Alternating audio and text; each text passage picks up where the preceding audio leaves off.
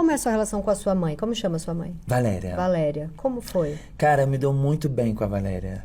A Valéria é a minha melhor amiga. Primeira prótese que eu coloquei... Ela te deu seu primeiro sutiã. Sutiã. Eu vi uma entrevista, você contou. E aí, quando ela me deu meu primeiro sutiã, eu falei, caramba, a minha mãe me entendeu. A minha mãe Você tinha me que entende. idade? Eu tinha 18 anos. Foi a primeira vez que eu coloquei uma prótese. Com 18 você colocou Com 18 a prótese. anos. Essa daqui já é a minha quarta prótese. Mas você começou a transição com qual idade? Eu comecei a transição muito nova. No sentido que tudo que eu fiz, eu não incentivo a você a fazer. De forma nenhuma. Eu morava no bairro de Marechal Hermes, estudava no bairro do Meia. E aí eu me tornei Priscila e a minha irmã se tornou Carlos Eduardo. Essa é a minha família. Uau. E nisso eu ia pra escola e minha mãe dava dinheiro de merenda pra gente. Nisso eu guardava o dinheiro quando Você tinha o quê? 12, 13? Eu já tinha uns 14 anos. Tá. Com E aí 14 você já falava, eu sou a Priscila. Não, já falava que eu era ela. Tá. Já me via como menina. E aí nessa situação toda, eu pegava o dinheiro da merenda que minha mãe dava e guardava e peguei amizade com um rapaz na farmácia. Sabe? E aí quando eu peguei amizade com o rapaz na farmácia, eu pagava e ele me aplicava hormônio. Sem Olha sua que mãe loucura. saber. Sem minha mãe saber. Com 14 anos. Com 14 anos. E ele aplicava e eu, não, já consegui, pum, pagava. Já consegui, pum. Aí ele sempre falava assim, nossa, se seu pai descobrir vai me trazer problema. Eu, não, é segredo, vai ficar entre a gente e tal. E aí, ele me aplicava hormônio, me aplicava. O meu bico do peito começou a se formar muito rápido, assim. Porque o hormônio faz isso acontecer. E aí o bico do peito é coisa, aí eu não ficava em pé assim. Eu ficava em pé assim, perto do meu pai, da minha mãe, eu ficava sempre em pé assim, camisa sempre larga, eu ficava em pé assim. Fui deixando a unha crescer, o cabelo crescer também. E seus pais estavam ok com isso? Ou você... Não entendiam, Tá. mas mãe é mãe. A minha mãe sempre soube, sempre me viu como uma filha. E aí nessa situação toda, o cabelo ia crescendo, a unha ia crescendo, eu comecei a transição de um jeito muito radical, assim, no sentido que, quando eu chegava na festa, eu queria blusa de menina. Aí uma prima me dava, uma tia me dava uma sandália. E o seu pai nisso? Cara, o meu pai nisso, sabe aquele cara que finge que eu não tô entendendo? Deixa eu fingir Mas que eu não tô nunca foi entendendo. agressivo? Nunca. Minha mãe não. Chegava numa festa, começava a tocar o tchan, ela já me olhava como se diz, pode levantar e dançar. Maravilhosa. Sabe? Vai. É, pode Se ir que eu tô entrega. aqui. E aí, e roupa daqui, Eu amo roupa essa dali, mãe. roupa daqui, roupa dali. Quando eu completei 17 anos, eu saí de casa pra morar com uma outra pessoa. Que eu via que ali não era mais o Um meu namorado lugar. ou uma amiga? Com um homem. E aí eu falei, não, tá a hora. Aí eu conheci essa pessoa, já tinha essa relação com essa pessoa, conheci, ele foi alugar uma kitnet no Gardênia Azul. E eu fui morar no Gardênia, lá no Rio de Janeiro. E aí, né, o tempo foi passando, aí 18 anos, coloquei minha prótese e tal. E sua tal. mãe acompanhando, falando com você? Tudo. O tempo foi passando, eu frequentava a casa da minha mãe como visita. Aí eu já ia mais livre. Já tinha uma condição, já conseguia comprar minha roupa, eu já chegava com refrigerante, já chegava com bolo, vamos tomar café. Como se eu estivesse indo visitar a minha mãe. E aí o tempo foi passando, a relação não deu certo, ele foi pro norte, eu fui pro sul, vida seguimos. E aí o tempo foi passando, me tornei professora de lamberóbica no bairro de Marechal Hermes, no Disco Voador. E ali eu já era mais madura. Eu já tinha uma outra visão do que era uma relação.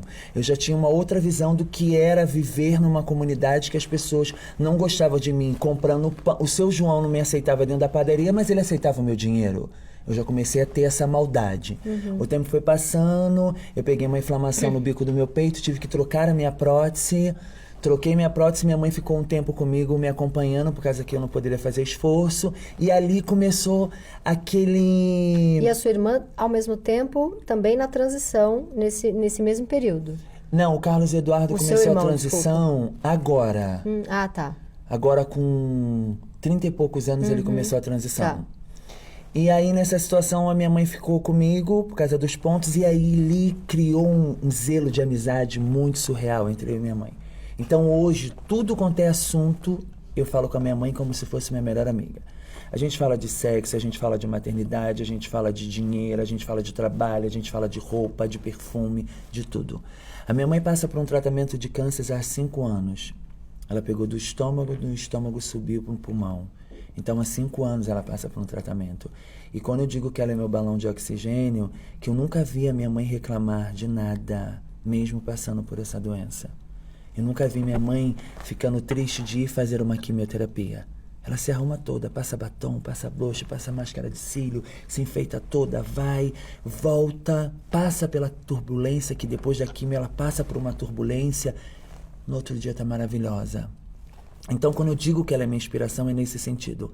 E é uma avó muito presente. Às vezes ela vem do Rio, fica 15, 20 dias aqui na minha casa, sabe? E seu filho ama ela? Ama. Ama. Ele tem um amor pelas duas vozes assim.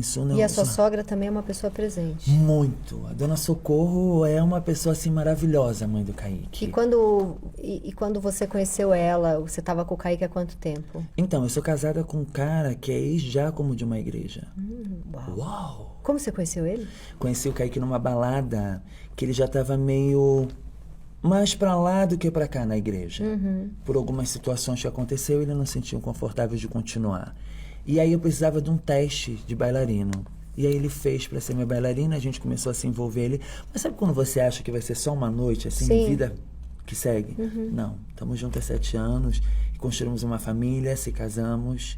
Eu me casei no foco da pandemia. Foi muito louco, quando eu pisei no altar, tinha 5 pessoas só no meu casamento. E aí eu fiz 1 ano de casada, a gente renovou E a mãe votos. dele sempre ótima com você, desde o começo. Muito. A dona E Socorro- evangélica? Sim. E sempre me tratou muito bem. E aí, nessa situação, ela começou a me acolher também ali e ser minha rede de apoio quando eu precisava viajar para fazer show, ficava com o neto Depois dela. dessa senhora que falou essa coisa horrível pra você, você Nunca conseguiu? mais, nunca mais. Fui eu, Kaique e ela. Eu, Kaique e ela. E aí, nessa situação toda, a minha sogra me acolheu do jeito, assim, muito louco, sabe? Assim, de me defender, sabe? Se tiver em algum lugar que surge um assunto, ela é a primeira a se posicionar com aquele assunto ali e sabe falar daquilo ali, sabe? Ela não é curiosa, eu vou falar por... Não, eu tenho uma nora que é trans, tal, perere pão duro e tá tudo bem. Então, assim, eu vejo que a família toda do Kaique me acolheu muito bem. Então, eu sou muito grata à minha rede de apoio, à minha sogra, o meu compadre, a minha mãe, o meu marido e as pessoas que têm esse carinho por mim, pela minha família, sabe? Lindo. Muito linda essa história. E aí, mas no momento em que você se torna esta rainha do funk, como que isso acontece? Cara, eu era dançarina de funk. E, como eu te disse, eu dava aula de lamberóbica no bairro de Marechal Hermes, no Disco Voador. E aí, um belo dia, eu fui convidada para botar a voz numa música. Nisso que eu coloquei a voz, o DJ Chacal chegou e falou assim, nossa, você canta bem, canta legal. O tempo foi passando, eu não acreditava em nada disso, de, você canta legal, sua voz é legal. Até então você só dançava e dava aula. E dava aula. Aí, nesse meio tempo, eu dava aula e dançava com o MC de Dor no Rio de Janeiro. Fazia muito baile de comunidade no Rio. E aí, chegou o convite de fazer essa música. Eu fiz a música, nisso que eu fiz a música estourou aqui em São Paulo. Eu me dou tão bem com São Paulo que eu faço aniversário com ele. 25 de janeiro. Eu me dou muito bem com ele. E aí, nessa situação, eu pisei a primeira vez aqui em São Paulo e quando eu subi no palco, as pessoas cantavam a música e eu não estava entendendo o que estava acontecendo. Nisso o tempo foi passando. E era a letra sua também? Sim. Compositor. O tempo foi passando e a música foi indo e tudo aconteceu. Logo depois chegou a Lia, que me chamou pra gente fazer o Chifrudo. A gente fez o Chifrudo e eu regravei o hino do Flamengo na versão feminina, que é Uma Vez Piranha, Sempre Piranha. E aí o tempo foi andando. Eu falei, não, vamos se entender mais com isso. Comecei a querer entender mais disso. As pessoas têm essa facilidade de julgar e criticar o funk, mas eu acho que o funk sustenta a família e salva muitas vidas, sabe? E pra mim é um ritmo que eu amo. Eu amo. Que sustenta a minha família. Playboy, o que mais tem é playboy falando alguma besteira do funk e escuta o dia inteiro. Não, e nesse de escutar o dia inteiro, toda festa que tem, debaixo da mesa, ele tá sempre batendo o pezinho dele. Óbvio. E curtindo aquilo dali. Óbvio. Então, eu amo o funk. Eu amo o funk também. mudou a minha vida, o funk muda a vida de pessoas que trabalham comigo. E você, que às vezes perde o teu tempo falando tanta besteira, eu acho que se você procurar entender o que é o funk, vem de uma comunidade, de uma realidade que pessoas vivem lá dentro. Qual?